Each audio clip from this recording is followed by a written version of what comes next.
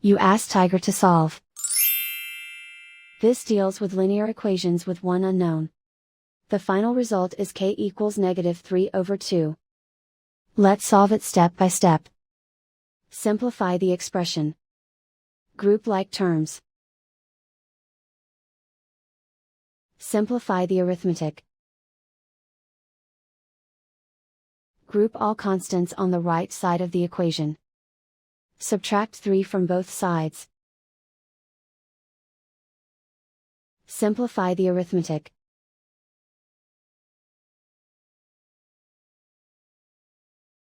Isolate the k. Divide both sides by 2. Simplify the fraction. And so the final result is k equals -3/2.